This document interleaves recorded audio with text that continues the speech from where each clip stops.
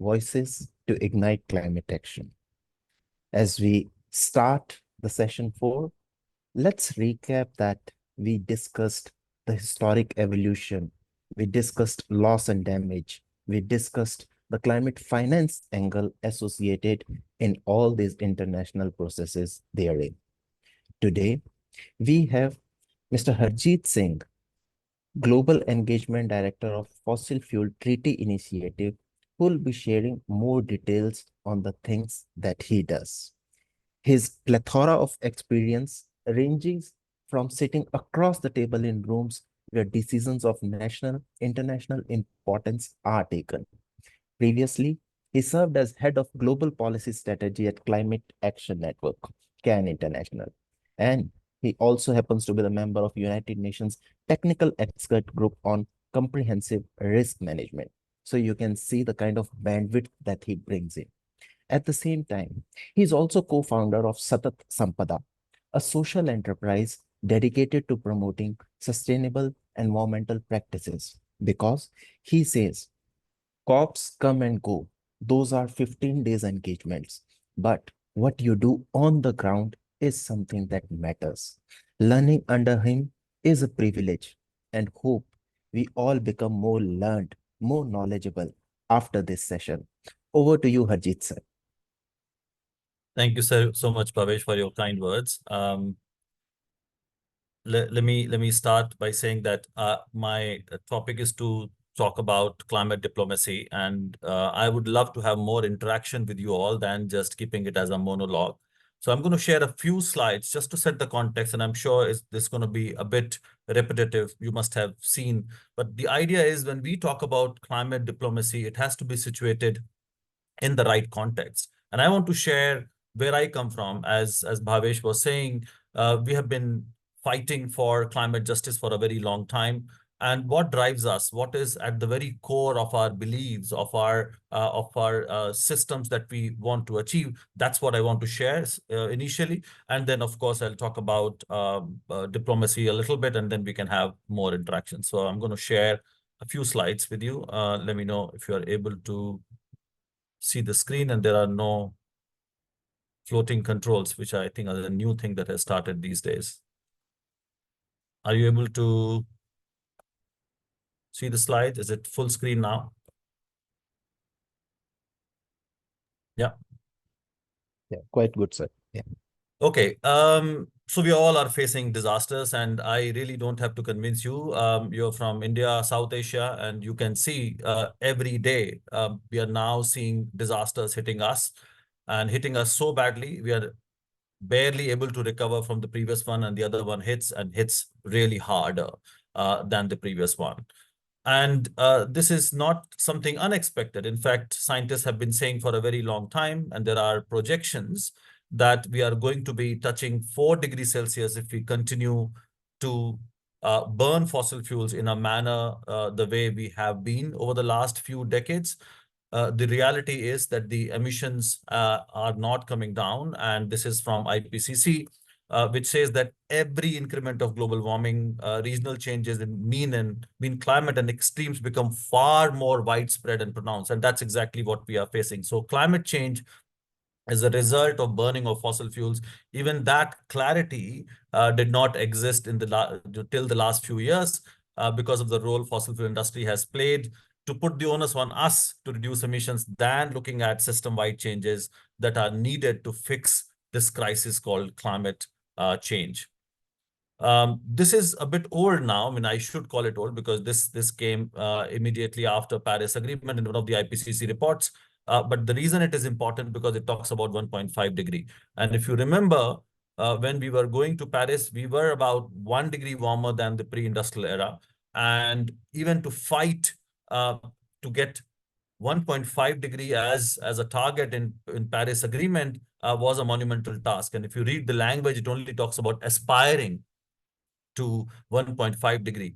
And that's why this report was important. It was mandated by COP to come up with a report which looks at the comparison between 1.5 and 2 degree. And if you look at the reality that was shown to us by scientists, that it's going to get far more worse. Very clearly, as you can see, between 1.5 to 2 degree, the impacts are at least 2 times worse. But in case of Arctic Ocean being free of sea ice in summer, it's 10 times worse. So whether we talk about sea level rise, whether we talk about crop loss of crop yield, or decline in annual catch of marine fishes, or species loss, it's going to get far more worse. And guess what? We are already living now in a 1.5-degree warmer world. It is temporary, not the entire temperature rise is because of global warming or climate change, but there are natural factors like El Nino that have contributed, but the reality is we are inching towards that target much faster than what we had imagined. And it seems that we are going to be at that level for the next few years before it starts coming down. So we really are facing some of these impacts because of rising global temperatures. And this slide again is from UNFCCC, where it maps all the impacts. And the reason I'm putting up this slide for you to see that we are normally talking about, and which are in red or brown color, as you can see, we talk about tropical cyclone and storm surge, drought, heat waves, floods, but very little conversation has been on land and forest degradation or loss of biodiversity, glacial retreat, or increasing temperatures. Now we talk about heat waves a lot more than, again, this is a couple of years old, and sea level rise, which is affecting us so badly now, and especially for this region, which has a long coastline.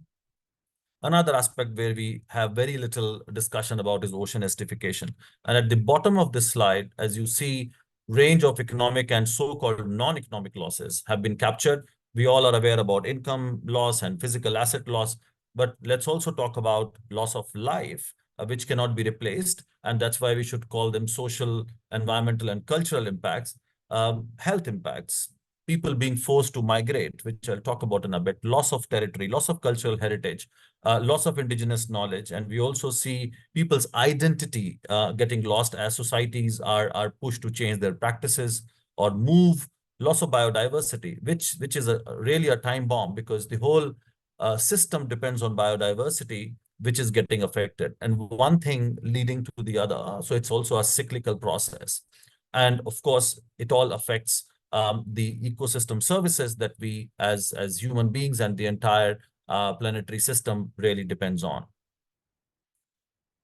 Again, in the last few years, we have seen another report that looked at sea level rise and how it's going to affect 3 times more people. And that came up in 2019. Again, 5 years have passed. Temperatures have been increasing. This data is going to be far more stark and far more grave if you look at the impacts and how it's going to erase many cities, coastal cities, and how it's going to affect people living in those areas. Another worry that we really have is how internal displacements are increasing, both by conflict and particularly by disasters, which are caused by climate change. And as you can see, how in 2022, 32.6 million people were affected, which is 53% of the total share of displacement we have seen. And the reason the conflict-related displacements have gone up is because of the two wars that are happening. But largely, if you look at the displacement by disasters, it's mostly weather-related disasters. So 98% of disaster displacements were triggered by weather-related disasters such as floods, storms, and droughts. It doesn't even take into account sea level rise. So majority of displacement is now caused by the human-induced climate change. And if you compare that with the previous year, it is 41% higher than the annual average of the last 10 years. So that's the reality that we are facing. So climate change is hitting us really hard over the last few years. And scientists have been saying and warning us that we need to limit the warming to 2 degree and even to 1.5. Again, this is IPCC report, only looking at factors because of greenhouse gases. It says we need to have rapid, deep emission cuts. And unless we do that, we are going to be in a very dramatic situation, and we are going to be going way beyond tipping points. Now, let's come to the cause of the problem, which is absolutely connected with climate diplomacy that I'm going to be talking a little bit more about. Um, First of all, let's accept the reality that it's fossil fuels that are causing the problem in the first place. Not many of you may know that there's no mention of fossil fuels, neither in Paris Agreement nor even in the convention. No reference to coal, oil, or gas. It's only for the first time at COP26, there was a brief mention of fossil fuel, mostly in case of subsidies. And then we got an agreement in Dubai last year. But all the noise that we see that we need to now increase renewables, which we definitely have to, but so far they have been largely feeding to the increased demand than displacing fossil fuels that is absolutely needed. So if I talk about the data in the last 2, 3 years, it has barely come down to 78%. So mostly our energy system depends on fossil fuels. Now, unless and until that changes, we will not be able to solve the problem. That's at the core of climate diplomacy. And if you look at, we blame petrostates, and we should, countries like UAE and Saudi Arabia and Oman and Russia and others who have been doing fossil fuel extraction. But guess who is the biggest fossil fuel producer right now? It's the United States of America. And we have what we call fossil fuel five. So US, UK, Canada, Australia, and Norway, they are the ones that are responsible for more than 50% of fossil fuel expansion in the next few years. That's the reality. And unless we change that, we will not be able to deal with the problem. And the reality also is that US is the largest historical emitter cumulatively, as you can see on your screen in this chart. And US has done least when it comes to reducing its emissions. And if you look at per capita, Saudi Arabia has the high or matching the US. And if you look at, again, these are mostly countries who are historically rich, except some like South Korea, which has very high emissions now per capita, or Iran. But if you look at, largely, these are rich countries who have been consuming a lot more, both at the individual level and also overall. Now, this is also quite telling. And again, at the very core of all the climate negotiations that we are having.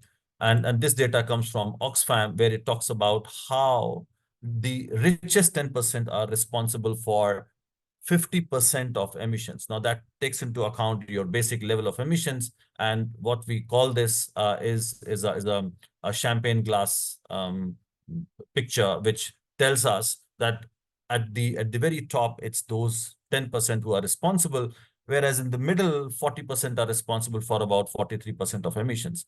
And the most painful thing is, poor people who are facing disproportionate impacts of climate change are barely responsible for 8% of emissions, and that's the poorest 50%. That's the inequality that we are facing. And when we go to climate negotiations, we put a spotlight on that very inequality, and which needs to be addressed. And unless we do that, we will not be able to deal with the problem. And if you go further deep into it, you find within that 10%, it's the 1%.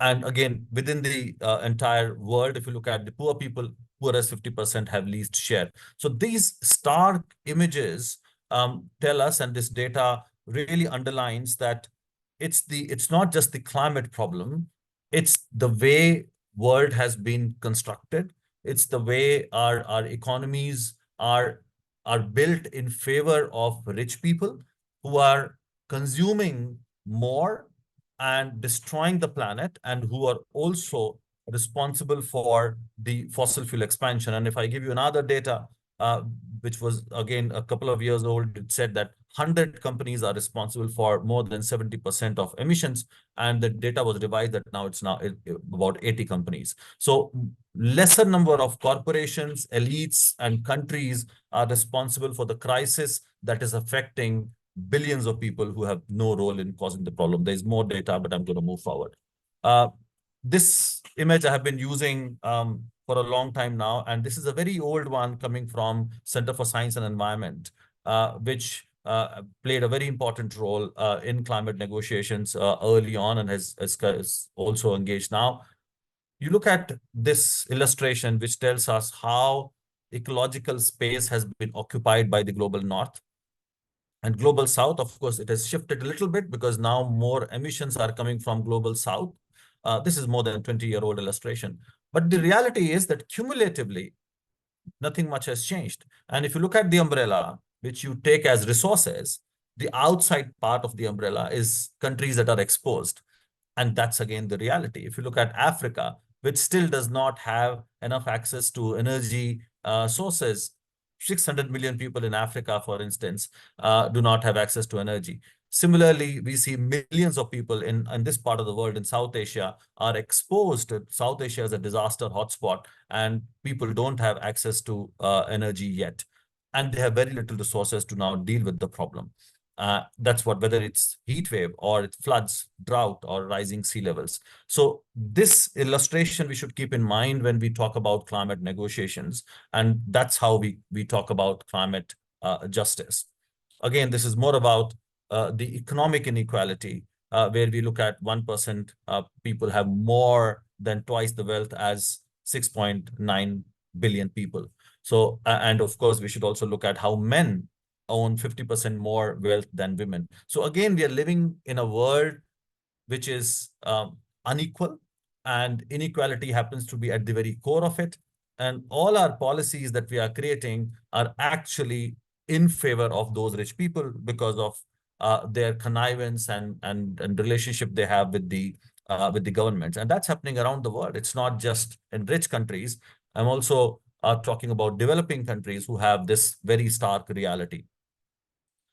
So is climate change an environmental problem? No, it's not.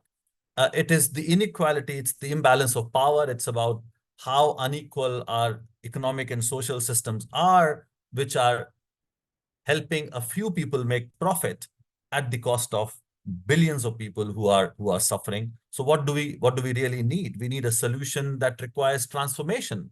And unless that profound transformation happens, that promotes equality. It has all kind of just policies. That's what we are fighting for, and it puts people at the center and also recognizes that there are limits of the planet and how we need to live in harmony with nature. And that's why we say system change, not climate change. We need climate justice. We need system change, and that's how, of course, we see young people carrying that placard and that system. So that's what we are really calling for.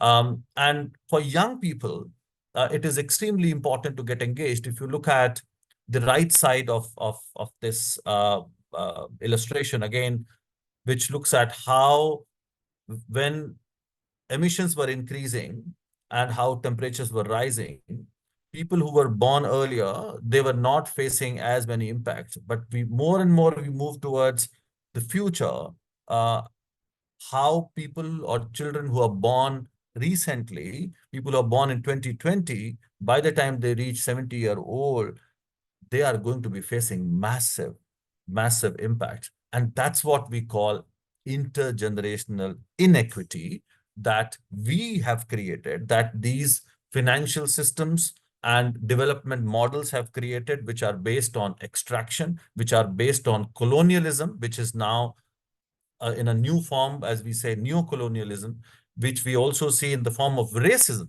the way rich countries want to continue with their emissions at the cost of people in the global south who are suffering. It is definitely a race issue. And most of the people in the global south are going to be living in that scenario where climate impacts are increasing and they had no role in causing the problem, yet facing the worst impacts of climate change. We have seen young people fighting for it. There are various movements. We've also seen how faith community has really come forward in calling for action. We also see role of NGOs and academia. And again, if I talk about climate diplomacy, NGOs have played an extremely important role in putting a spotlight on this inequality and how academic institutions have helped us do that analysis. We now talk about climate change as a human rights issue, unlike we saw it as just as an environmental issue. And that's why we never got the kind of traction that was needed to make sure that it is seen as a justice issue, as a human rights issue. So what we need to be doing is looking at a more multidisciplinary approach, and that's where NGOs and academia have a very important role to play. Youth. And that's what I should be talking about. We know that we have seen a massive rise in youth-led activism, and that has really brought it to the fore. And many young people around the world are involved. They have put pressure on governments. Yet we don't see the kind of changes that we should have by our governments. That means we need to now galvanize this power of young people to also get involved in the real politics, and how young people work with other movements, indigenous groups movement or land rights movement, food rights movement, how we need to really be increasing our power so that we can impact the global climate discourse. So young people's leadership is extremely important, again, from the perspective of intergenerational justice. They are the ones who are going to be suffering the most, and they have to take a lead, and how they continue to build on their power and also collaborate with other movements so that we can put real pressure and talk about system change and not just looking at climate as a silo. And media plays an important role, and we work very closely with media in terms of raising awareness through reporting and putting a spotlight on some of those inequalities that I mentioned, and the activism that has been happening, and how some of these large-scale protests have actually been relayed by media, and that's how we have seen this discourse is absolutely mainstream. Of course, a lot more has to be done, but media needs to also amplify marginalized voices a lot more, and that's what we would like to see. So this is more. I'm going to stop my presentation now. So this is just to give you a bit of overview of how we look at climate justice. How we look at climate justice is just, or climate change is a manifestation of the core systemic problem that we are facing, and how we need to fix the problem by targeting some of the important aspects of inequality. I think I have 5 more minutes. So many of you are aware of Paris Agreement, so I don't think I need to be going into a lot more detail unless you want me to. And I should talk a lot more about what you cannot find easily on Google. We know that Paris Agreement was agreed in 2015, and of course, it still remains the basis. But I would like to underline that while all the negotiations are centered around Paris Agreement or under UNFCCC, we have not seen much progress. And that's exactly the reason why some of us are now pushing for a fossil fuel non-proliferation treaty, which should complement the Paris Agreement. And that's the point I was trying to underline. We have a system that looks at the consequences to some extent with now creation of loss and damage fund or adaptation, and talks about reducing emissions, but doesn't look at the supply side. Who needs to stop exploring and expanding fossil fuels, and how countries who are dependent on fossil fuels, either for revenues or for energy, as I said, millions in Asia and Africa and Latin America still do not have access to energy, how they need to be supported. So we need a new global framework that should work alongside Paris Agreement. And that is an important part. A lot has been created on how we develop our nationally determined contribution. But if you look at that process has not really delivered when it comes to reducing emissions and particularly targeting the fossil fuel expansion.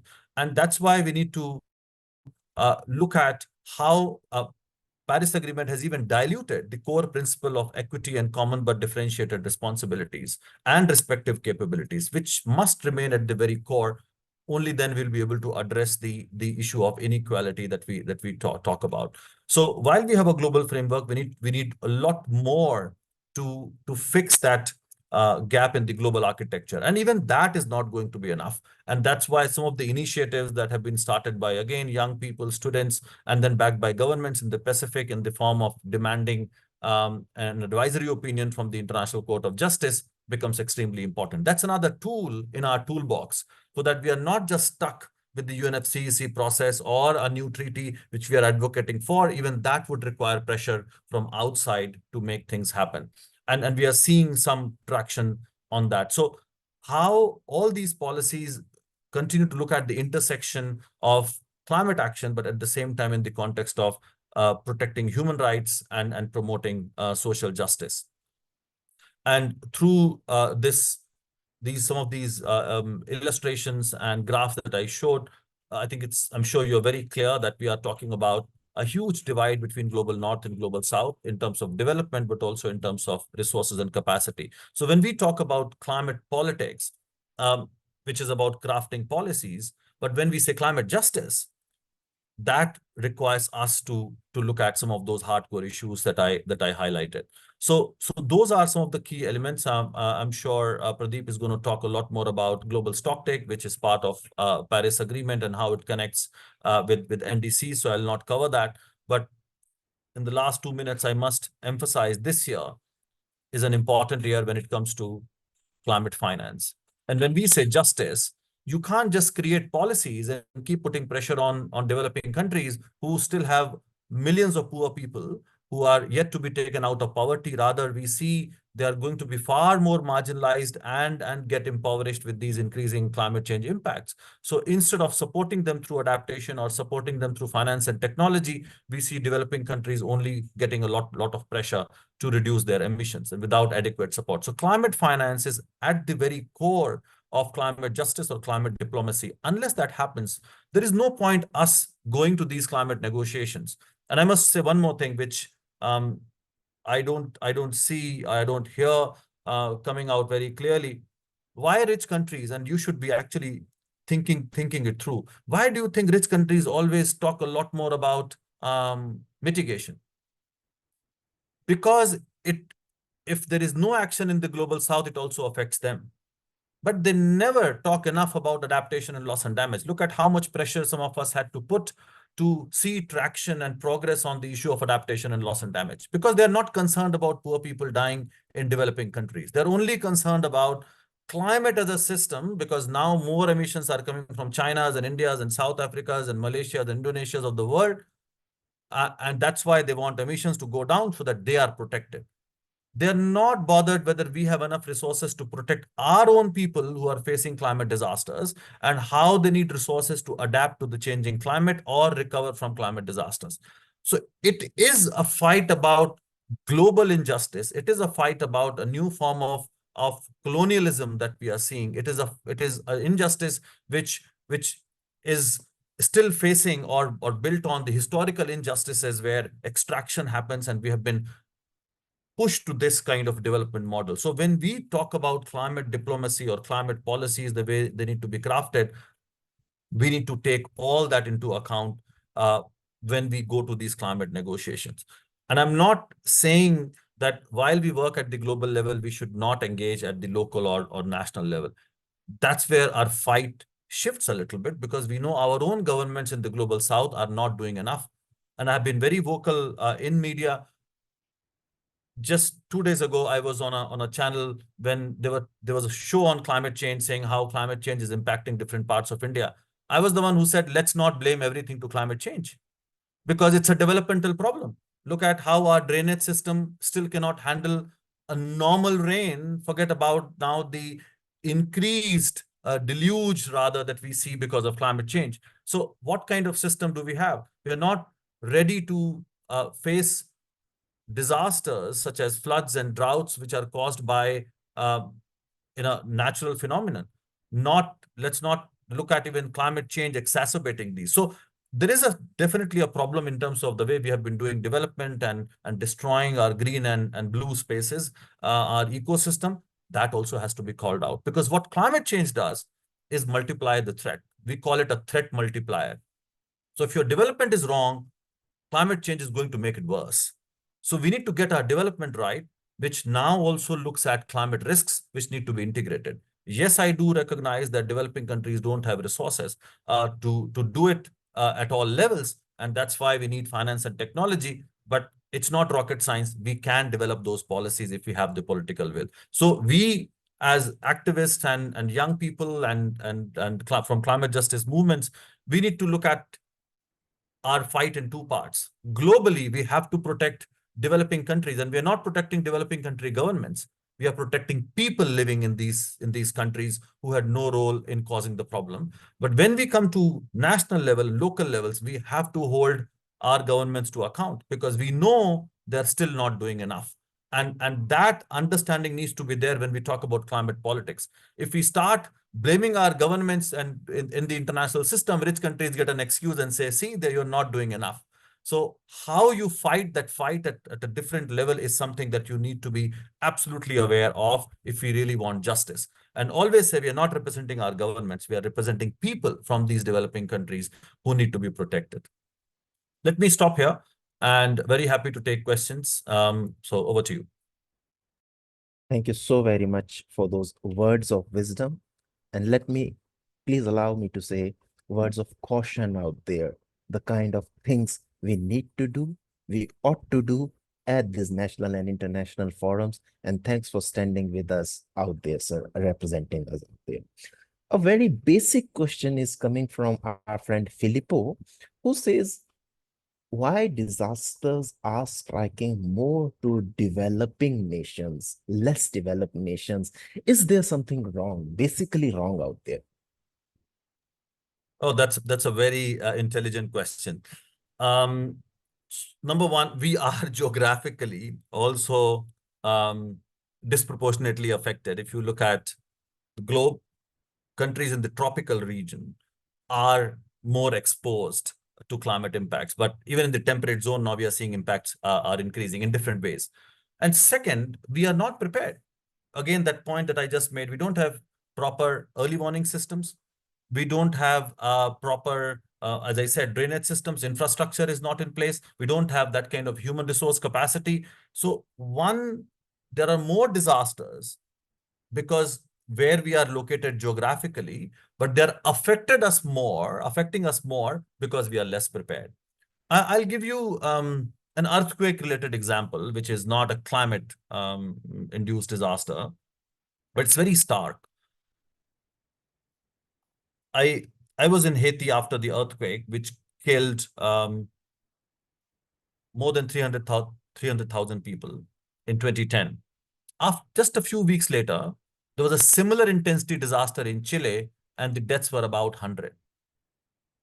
Now, and Japan is very prepared when it comes to dealing with earthquakes of similar or more intensity. So you understand, it's a lot about our capacity. Similarly, with floods, if you have a good drainage system, the kind of deluge that we are seeing is still going to happen, but we'll be able to flush that water out much faster, right? If we have systems to deal with drought by having now government is investing a lot in terms of solar powered irrigation, we'll be able to deal with climate variability a lot more. So it's more disaster hitting us, and then we are less prepared. So obviously not a basic question, but quite an important one out there. Thank you. Our friend Spiha asks, migration, again, is a very important topic when we speak of climate change. Are are politicians, these COP kind of events, even thinking of climate migrations and people's displacement at these events? So displacement is an issue, definitely has been recognized. So some of us have been putting a spotlight on it because when we talk about displacement or forced migration, I call it the epitome of climate impacts. When people leave their homes, that means they have no coping mechanism left. And that's a clear indication that adaptation has not worked. So we need policies to help people, but a lot more is needed at the local and national level. What you need from the international system, number one is resources. And number two is protection when people are forced to cross borders, because there is no protection available to them. Because the refugee law is very different because the cause of the problem is conflict and not climate. So there is a task force for displacement, which was created as part of the agreement at COP21 in Paris, alongside Paris Agreement. And the task force has been meeting and developing recommendations. But what we are missing, again, is the global architecture that is going to help countries support their people. And there are two things that we talk about displacement: right to stay and right to move. So first of all, we have to strengthen resilience so that they have their right to stay is protected. They're not forced to move. When they are forced to move, or they want to move, their right to move also needs to be protected and supported through various policies and measures. So I would say this is an issue right now being discussed now under loss and damage, but of course, not adequately in terms of resources or policies that have been put in place globally and even regionally. I've done quite a bit of work in South Asia when I was in ActionAid and working closely with Climate Action Network, South Asia. And we brought up several reports looking at policies in different countries and also what is missing at various levels, including at the regional level. Sir, when we speak of climate justice, the very proportion of gender equality, gender parity is being tossed. What ought to be done? And is something done at the national, international levels, so to say? Again, an extremely important question. And in my slides on inequality, I did talk about how women don't have access to resources. That's at the very core of the problem. If women don't have access to um, natural resources or physical assets or economic opportunities, they are bound to be vulnerable. Because vulnerability is linked to your capacity, to your social status, to the space you get in terms of economy. And that's what we don't have for women, and that's why they are far more vulnerable. So we need to look at across the spectrum what role they are playing. And I don't want to say that women should only be seen as vulnerable. They have their own agency. How we recognize their agency, how we make sure that each and every policy looks at their specific vulnerabilities, their specific needs, but also the role that they have to play in changing those policies and also implementation, and how their access to resources can be increased. It's not a superficial response that we need to be talking about. Again, it's about resources, it's about power. Unless that is done, we will not be able to achieve that gender equality that we need to. Uh, you spoke of youth involvement. As our audience out here is essentially youth, please help them understand what more they can do beyond and besides attending COPs and doing things on ground, sir.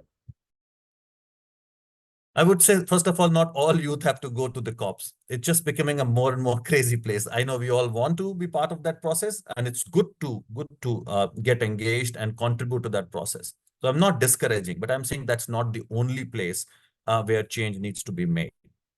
And increasingly, a lot more is needed at the local, subnational, and national levels. Because on one hand, we need to intensify our fight for climate finance this year and beyond. Unless that happens, governments will not be able to do as much as they are required to in developing countries. At the same time, developing country governments also need a lot of support. Communities need a lot of support. So young people need to get involved at various levels. One, putting pressure on governments to do more and holding them to account, but also in a lot more constructive engagement by developing solutions, by supporting communities, increasing their capacity. Bhavesh, you mentioned about our own initiative, Satat Sampada, which is into organic farming. It actually originated from that thinking. And when I returned from Paris in 2015, it was like, yes, we have got something, and look at how inadequate it is. And that's the feeling I got at the end of it when a lot of people were celebrating. I was like, it's not going to be enough because it's not strong enough. We have to create some solutions. However small that is, you also have to keep the hope alive. So you have to develop those solutions. And for young people, uh, on one hand, they need to protest, but on the other hand, as I said, get involved into creating something new, something constructive, something positive, so that you also get hope from it because it's positive, and also you inspire others so that they can get involved. So young people have to really work across levels. And there are many opportunities with the way, unfortunately, we have um, destroyed our environment and we don't have enough systems. There are a lot of even opportunities, employment and business opportunities and entrepreneurship opportunities in terms of, look at how waste management is a massive issue.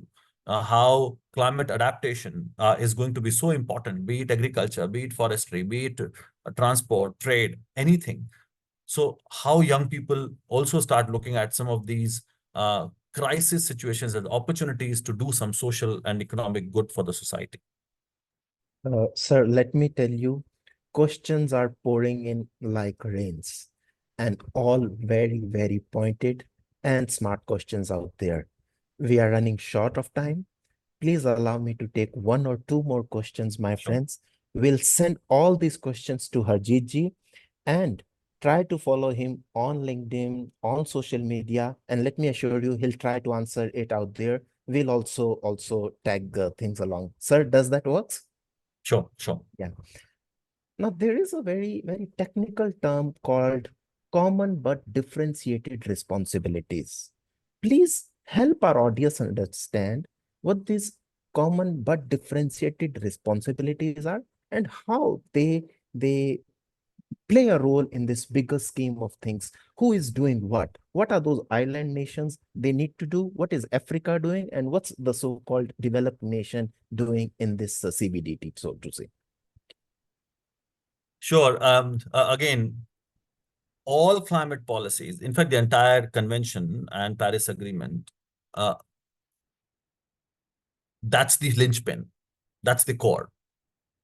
So when we, in fact, 50 years ago, we began to understand that there's something called climate change. More than 30 years ago, when we had the first IPCC report in 1988, that's when we realized we have to do something as a global community. And that's how we got the convention in 1992. But the principle of common but differentiated responsibilities and respective capabilities. So we say CBDRRRC. That's a very important phrase. Now, let me unpack that. When we say common, because we are sharing this planet and we are sharing one climate system. If you pollute at one place, it affects the other part of the world. So it is a common responsibility. It's not that only some people are going to act, but the responsibility is differentiated based on the role you played in causing the problem, in causing the crisis. It's linked with causation and your capacity, and that's why respective capabilities. Now, the US is responsible for 1/4 of greenhouse gas emissions cumulatively, and same is true for European Union. And they also have most capacity. In fact, they have got most capacity because they've been able to extract and exploit the environment at such a scale. So on one hand, they are responsible. On the other hand, they also have most capacity. Look at their size of their economy and what kind of technologies they have. So which means they have different capacities. At the same time, you can say India has more capacity than Bangladesh. And Bangladesh has more capacity than Tuvalu, right? So this is where you also differentiate between developing countries and also between developing and developed countries. So that's why respective capabilities is important, because that principle will also be used when it comes to sharing financial and technological resources. So that's why it is important to keep that principle at the very core when you devise policies, when you generate resources. So, which means rich countries have to provide resources the most, and others who have now grown their economy. And you also already see, in fact, in loss and damage fund, South Korea gave $10 million just a couple of weeks ago. They are not bound by the convention, but they are coming forward. Similarly, UAE provided $100 million and countries are stepping up. So that's where you also see respective capabilities. So that's where we need to be looking at this principle and operationalizing it, which has not happened because rich countries have not done enough. Great going, sir. Uh, and that's the kind of inspiration I was speaking of. Friends, I have been his trainee at some point in time. And let me tell you, I wanted to get inspired or become like him when he goes to those national, international forums in terms of representing us in the rightful manner, so to say. And that's the learning he brings in. Please follow him on Twitter, on LinkedIn, various social medias, and we'll try to engage with respect to your answers out there. Unfortunately, time is running short. Thank you so very much, sir, for this for that enlightening session. Thank you for the opportunity. Always good to engage and also get inspired, because it's young people who are going to be taking it forward. So we are just doing our part to work with them, and also we look to their leadership now. Thank you very much. Great, great. Our next speaker for the day is Mr. Pradeep Bhattarai. Mr. Pradeep Bhattarai works in the space of environment management, climate justice, and sustainable development. He's closely working on national, international climate policies and UNFCCC processes, so to say, negotiations, so to say. He holds a master's degree in environmental management and has a Cornell Climate Fellowship from Cornell University as well. He was granted a Joe Walner Hunter Fellowship as well. Pradeep is currently working as a project officer at CBIT project implemented by WWF Nepal and executed by Ministry of Forests and Environment. Sir, you bring in that very perspective of taking that stock take. I won't say global stock take, but stock take in the rightful manner of it. What goes into nitty-gritties of those? What we need to showcase at the end of the day to the other parties that shows that yes, meaningful things have been done. Understand that this is a very complex process. Things done at a country might not be acceptable at the international forum, and that's the kind of bridge we need to make. Over to you to dive deep on the subject and make our audience understand on this important topic, sir. Thank you. Thank you, Bhavasi, for nice introduction, and thank you, Climate Reality Project team, for providing me this opportunity. And nice to hear Harjeet here again. And he's always motivating. And I have also learned a lot of things from him during the COP negotiation process from 2018 closely. And thank you, Harjeet, for a wonderful presentation and things. And I'm pleased to be here. And I will share some slides on global stocktake. I will talk about that. And let me share my presentation.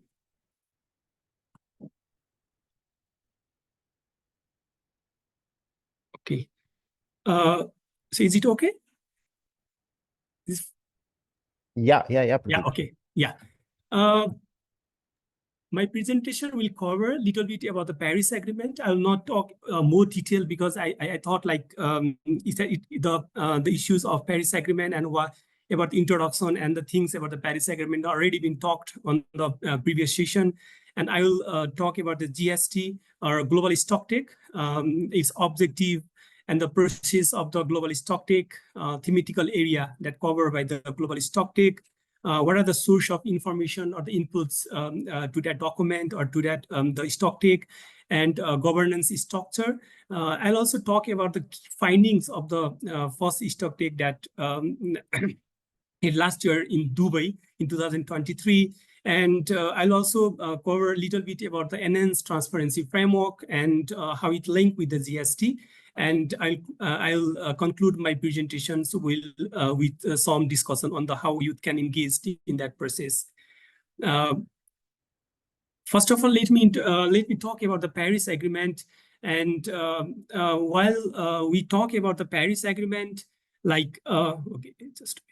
Yeah, while we talk about the Paris Agreement in 2015 at COP21.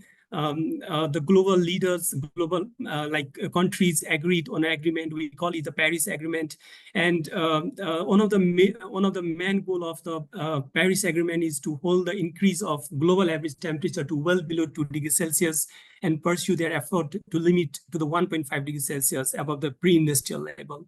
So it also aims to enhance the resilience and adaptation to the climate impact, and also to support the developing country to deal with the climate crisis, and also to align the climate finance flow in a world that will meet the objectives of the agreement. So there are the different articles under the Paris Agreement, but in this presentation, I will cover more on a global stocktake, and I will also talk a little bit about the enhanced transparency framework and how it linked with the global stocktake as well. So talking about the global stocktake, it was established under the, sorry. So Yeah, talking about the global stock trade, it was established under the Article 14 of the Paris Agreement, and it's more about it's more about the inventory in which like the periodic assessment of the country's effort to achieve the goal of the Paris Agreement that I have mentioned earlier. The goal of the Paris Agreement. So it will help to assist the countries collectively assess where the world stands on the climate action, what they have done, and about also support, identifying the gaps and opportunities, and also working together to chart a better course forward to accelerate the climate action. So it will more facilitate furthermore to upgrade the NDC and to make it more ambitious. And the GST is informed by the best available science that is provided by the IPCC reports and other reports, scientific reports, and different reports published by the different organizations, and will also consider historical and the projected information as well. So global stock take place every 5 years, and the first stock take was concluded in Dubai last year in 2023 at COP28.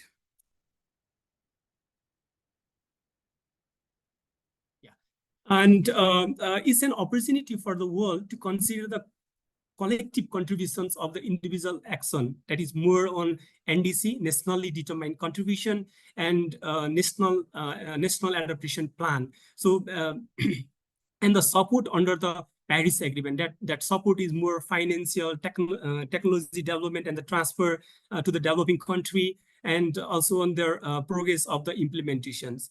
So that will facilitate the GST will the GST facilitate the international community to identify the opportunities and for challenging to enhance climate action and support, and also for the international cooperation as well.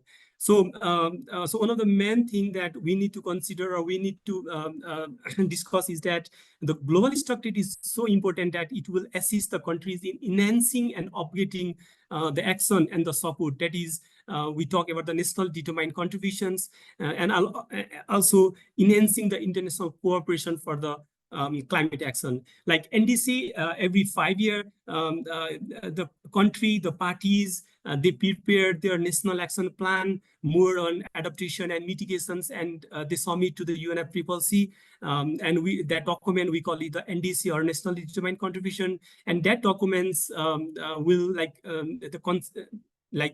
it consists of what countries are going to do to reduce the global greenhouse gas emission, or to adapt with the climate change, and what are the adaptation measures or actions that they are going to take that the NDC consists. And the GST will enhance and support the countries to update that document as well. So talking about the objectives of the GST, it as I already discussed earlier as well, and it assists the collective progress and evaluate the current climate action effectiveness in meeting the Paris Agreement goals, and inform the future action as well. They guide the countries in updating and enhancing the nationally determined contribution, and also other climate policies as well. So it also enhance transparency and accountability, ensure all the parties to hold them accountable, and progress in transparently communicated globally. So there are some of the reports that country need to prepare and submit to the UNFCCC. So the GST will also ensure that the parties held accountable and transparent, and transparently. So it's about the globally. So the GST, there are basically the 3 phases that while we unpack about the global stock trade, there are the 3 phases. The first is the data collection and the preparation phase, and in which they're gathering of the data from the national reports, scientific assessment, and the non-state actors. And the second phase is technical assessment, where the analyze the collected data to evaluate progress and identify gaps and opportunities. So the phase 3 is consideration of the outputs, in which summarize findings and provide recommendation for enhanced climate action. That is more on NDC. So the first global stocktake started in 2021, and the first phase and second phase is concluded in mid of in the 2023, and the third phase that concluded in the COP28 in 2023 last year in Dubai. So this is the process of the GST, and yeah. So basically, if we talk about the global stocktake, it covers the major three area, that is mitigation, adaptation, and means of implementation. As well, it also the parties agreed that it will also cover the loss and damage and the response measure as well. And earlier it was the issues of loss and damage and response measure was considered as a subsector or as a cross-cutting sector. But in last year in Dubai, when the global stocktake document, it covered as a subsector as well. So and in the mitigation part, like it covers about the evaluating global efforts to reduce the greenhouse gas emission and keeping the global temperature rise to below 2 degrees Celsius and ideally to the 1.5 degrees Celsius. So in part of adaptation, it's measuring progress in countries' abilities to enhance resilience and reduce the vulnerability of the climate impacts. So means of implementations more covers about the finance, technology transfer, and capacity building. So assess the progress aligning the financial flow with emission reduction goal, climate resilient developments, and supporting the developing nations to address the climate crisis. So now I'll talk a little bit about what are the inputs, what are the informations, or the source of informations to the GST or global stocktake. So GSG emission by source and removal by sink and the mitigation efforts undertaken by the parties. So each party, they required to prepare the report, inventory, we call it the inventory report, and they need to submit to the UNFCCC under the enhanced transparency framework, and also the progress on the implementation of the NDC as well. And the source of information is adaptation effort, support, and experience, and the priorities, and finance flow, including the information from the latest biennial assessment reports and the overview on the climate finance flow of the Standing Committee of Finance. So Standing Committee of Finance also they also develop and publish the different reports on how the flow of finance from a developing country to the developing country, and it is really aligns with the need of the developing country to address the impact of climate change or not. So so it also like efforts to enhance understanding, action, and support on cooperatives and facility basis related to the and minimizing and addressing the loss and damage associated with the adverse effect of climate change. So it's more about the loss and damage issues. And the source of information for the GST is the barrier and challenges that is more faced by the developing countries on finance and technology, capacity building as well. So some of the good practices and experience and the potential opportunity to enhance the international cooperation. And in additional, like the decisions also include some other source of information, such as the communication report that every 4 year the countries need to prepare and submit their communication reports to the UNFCCC, and latest IPCC reports, and reports of the subsidiary bodies, UN agency, and other institutional organization reports, supportive of the UNFCCC process, relevant reports from the regional groups and institutions, and also submission from the non-party stakeholders and the UNFCCC observers. So one of the report shows that around 170,000 pages of document to prepare for the first global stocktake. The information feeding into the GST comprise more than 170,000 pages of document from the government, business, and the other civil societies. And it takes around 252 hours of meeting and discussions to prepare to discussion on that information that on that reports and to prepare that document. So there are like a different technical dialogue as well, which I will talk later. So talking about the governance of the GST, like the Conference of Parties serving as a meeting of parties to the Paris Agreement has the overall responsibility of to conduct the global stocktake.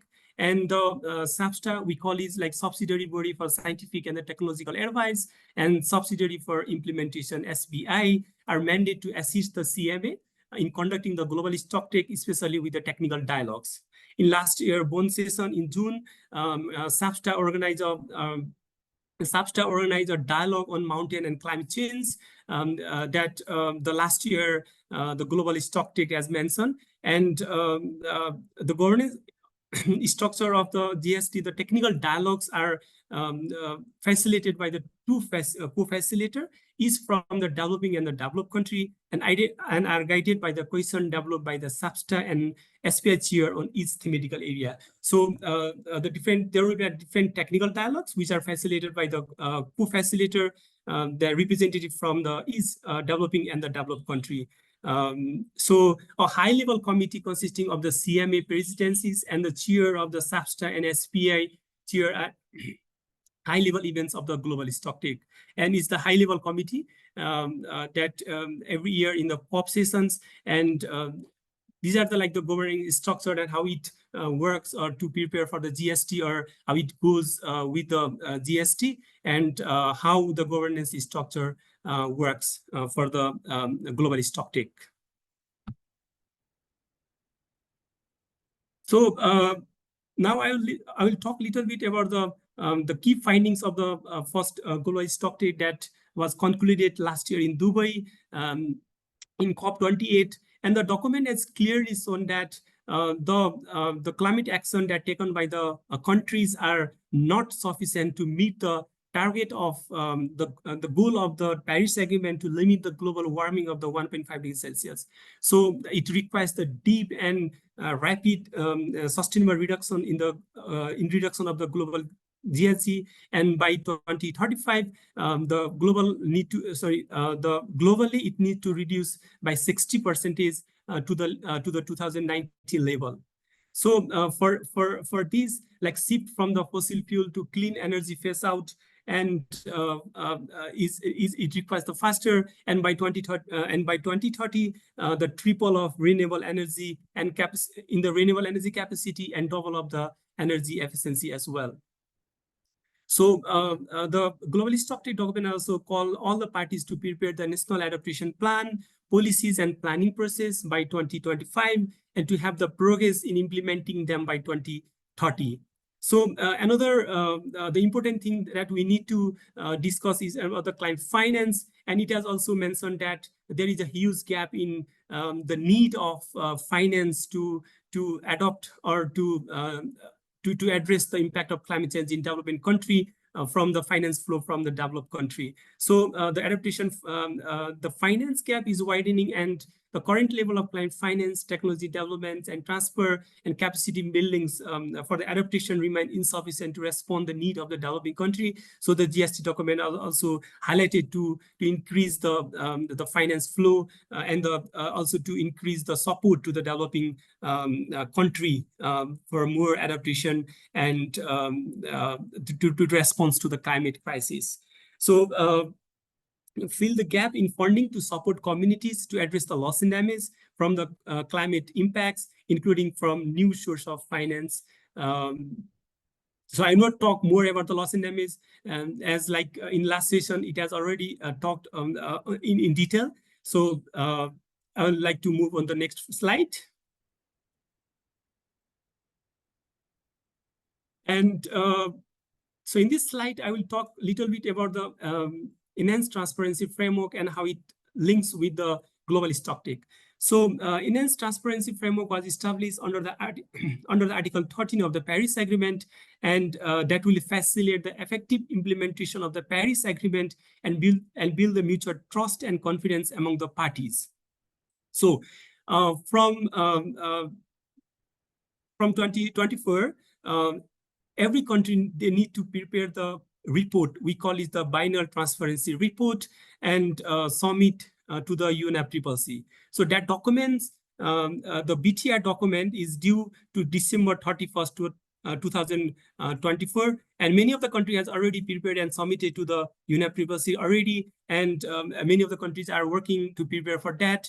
And that document covers, that document consists of information on the National Inventory Report of emission by source and removal by sinks of the global, greenhouse gas emissions, and information necessary to track the progress in implementing and achieving its NDC, and information on the climate change impacts and the adaptation. And that document also covers about the need of the climate finance by the developing country, and the total finance mobilized by the the total finance that mobilized by the developed countries as well.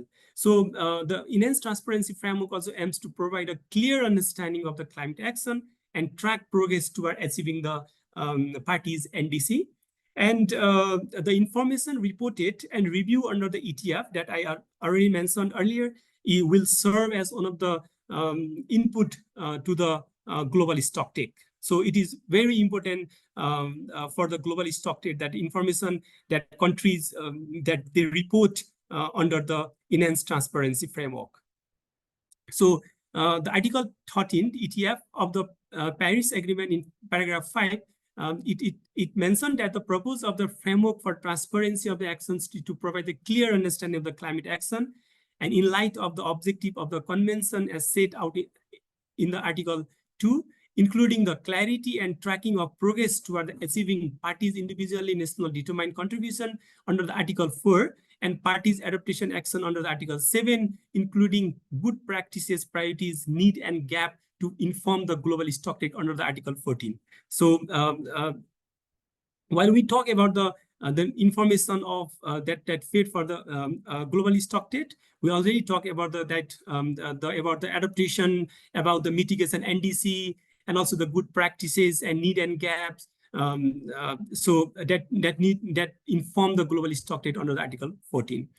So paragraph 6, the purpose of the framework, that is enhanced transparency framework, is to support and provide the clarity on the support provided and received by the relevant individual parties, that the support provided by the developed country and received by the developing country in the context of climate action under the Article 4, 7, 9, 10, and 11, and to the extent possible to push to provide a full overview of aggregated financial support provided, and to inform the global stocktake under the Article 14. So the information provided by the global by the enhanced under the information provided under the enhanced transparency framework is very important for the global stocktake. So I think in the later slide I will talk about what will be the role of youth and on the global stocktake and the ETF.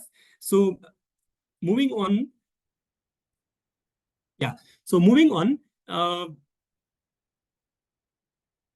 there are the core element. I will talk more about the core element of the enhanced transparency framework. Like the country need to report GSG inventory report, that is by all countries, all parties, and information necessary to track progress of NDC under the Article 4. So these two reports, every country, all the parties, they need to report. And the information on support provided by the developed country, that is that developed country, they need to provide that information. And the developing country, they need to provide the information on the support, that is financial capacity building, technological transfer and development, the support needed and they received from the developed country. And information on the climate change impacts and adaptations, like all parties, they need to report to the UNFCCC, and all the document they can prepare as a enhanced, as a binary transparent report. We call it BTR, and that undergoes to the technical expert review, and finally to the multilateral consideration, that is we call is FMCP under the Article 13.11. So this is briefly about the enhanced transparency framework and how it how it links with the global stocktake, because all these informations will be considered during the dialogues, technical dialogues of the global stocktake, and for the final preparation of the global stocktake as well. So, as a youth, we can do a lot of things, and I think we need to work closely with the different stakeholder, with the government, civil society, and the community in the community level as well, to address the impact of climate change. While we talk about the negotiation and the COPs and also the GST, like youth can involve for the advocacy, as a part of the data collection and participation in the policy discussion. While for the advocacy, we can raise the awareness about the GST and lobby for the ambitious NDC. That lobby to the government, we can organize a different campaign, and then advocacy for the to prepare the more ambitious, more stronger climate policies with more ambitious NDC. So data collection is one of the major part of the GST. So as a citizen scientist, they engage in the citizen science projects to gather the valuable the climate data, and collaboration with the different civil society organization to collect and analyze the climate data as well. So to join the youth networks, like engage with the youth networks and the groups participating in the UNFCCC process, that will make the voice more louder and stronger, and engage with the different policymakers.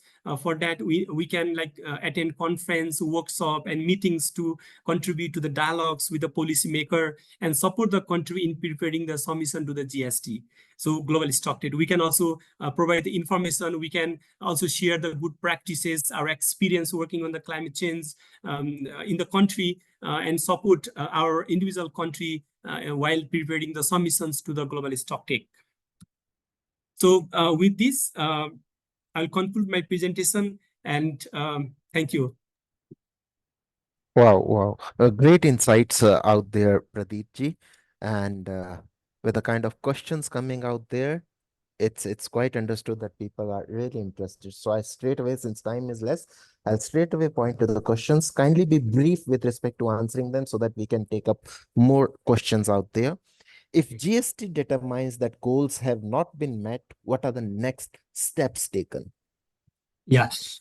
The thing is, like the GST, it does not assess the progress or the progress or the action of the individual country.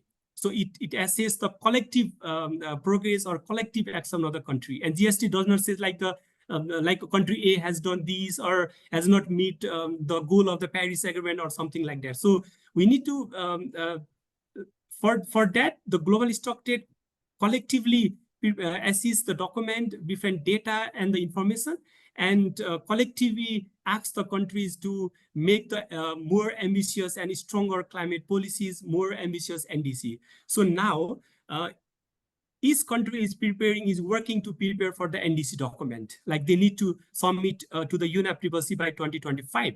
So they are updating their NDC. So the GST that concluded last year, and the information from that document that country need to consider and work to make more ambitious NDC. So so that we can achieve that, so that we can achieve the goal of the Paris Agreement. And I think that is the thing that country individually, they need to be transparent. They need to be to work on the goal that we all have agreed in 2015. So since this is great answers out there, since this is a youth group, people wish to know as to how to become like you. When you become a negotiator, when you represent a country out there, what are the organizations they need to follow closely? What are the youth climate network groups that are active in this space, and how they can benefit more and more besides this kind of interactions that we are having? Yeah. So thank you for the very nice question. And I think a lot of youth from the global south, they always struggle to find the right organization and way to talk or way to find the information, so that that will be easy to be a part of the COPs and UNEP privacy process. And there are a lot of organizations working on the climate change, and they are also participating closely with the COP session and the UNEP privacy session as well. So here I want to if there is a youth constituency body of the UNFCCC, we call it the YONGO, and they closely work with the UNFCCC secretariat also, and also with the COP process. So we can find out the representative from the YONGO. So there are two representatives for the global south and the global north. So we can find that representative and talk. And we the YONGO also offer different opportunities to participate to the COP as well. They provide the different scholarship and different opportunity to be a part of the COP as well. And if we talk about the civil society organization, there is a CAN, Climate Action Network, and global is the global network. And in South Asia, there is a CANSA. We call it the CANSA is also the part of this this Youth for COP as well, and Climate Action Network South Asia. So we can find in the different media and also in the website, and we can follow them so that we get a proper information and also the different opportunities to be a part of the COP and the UNFCCC process as well. Great. So just recalling, UNFCCC official website does all the streaming of the important events during the COP. Good part is those are available with respect to the past things that have happened on their website. So one can learn from those places as well, those streams as well. Obviously, in case we are not able to attend them in person or one-to-one or being present out there live. At the same time, with respect to your local countries or say the kind of positioning that you have, you can follow the civil society organizations that are actively working within your region. We can interact with them, follow them on social media, and try to engage in one way or the other. Hope I'm correct in understanding that. Yeah. So in additional, if you visit the website of the UNFCCC, there are courses as well, online course as well, and you can find a lot of document, all the document that agreed on the COP and the UNFCCC document. You can find there about the Paris Agreement, about the global stocktake, about the loss and damage, and also about the reports of the technical document, the reports of the technical dialogues as well. And so while working on the climate change or following the Conference of Parties negotiation, we need to consider the information, the reports of the IPCC. So we can also find it from the different website. And another I want to mention here is there is an online course platform, we call it UNCC Learners, and we can find a lot of course from free online courses from there. So that that will definitely be very helpful to follow to understand the UNFCCC and the agenda that raised on the COP. Thank you. Fine. And since time is less, request we'll take 2 or 3 more questions, and you may be a bit brief in terms of answering them. So a technical question out here: how are co-facilitators for technical dialogues chosen? So so for each technical dialogue, I already mentioned that. So there will be one from the developed country and one from the developing country, and for that. There will be a discussion on from the developed country and from the group of developing country and from the group of developed country. Even in the developing country, there are different groups. During the negotiation, the negotiation helps on the different groups, for example, from the LDC or least countries development groups, SEEDS group, and G77 and China, and there are other groups from the developed country as well. And for that, there will be a nomination, and that will be finalized by the meetings that from the UNFCCC. Got it. So got it. Now we understand when you do country reporting or project reporting, there is something called OECD database that's available out there in terms of taking a stock or in terms of making an understanding as to how the financials flow. Now someone is asking, are there any grants or financial sources available in terms of creating a web platform for citizen data collection? Now, I'm not able to understand what the citizen data collection is, but at the same time, I understand this might be pertaining to citizen-led initiatives or civil society-led initiatives, probably. So while talking about the different climate finance sources, there are like there are the dedicated fund under the UNFCCC. For example, Adaptation Fund, a Green Climate Fund, and Least Countries Development Funds. They are more directly that flow to the country, or we call it also the party, that more flow to the country. And outside the UNFCCC channel, there are other funds that supported by the different international non-governmental organizations, developing partners, UN agencies, and other bilateral fund as well. So as far as my knowledge, I think to prepare the website or the information to provide the information through the website, I think it will be nice to share the funds from the civil society organization, from the civil society organization who is working on more on climate change, and if they are working on the data collection or data management. Yeah. Great. So Pradeep ji, same for you, that there are more questions out there and we'll route it to you via social media to answer. People can reply and interact with you more out there, and at the same time follow with respect to the good work that you are doing out there. Friends, with this, we come to the end of session 4, that's called the Global Stock Take, quite an important and comprehensive topic which had minute technical details. We understand that there might be time needed in terms of absorbing the same.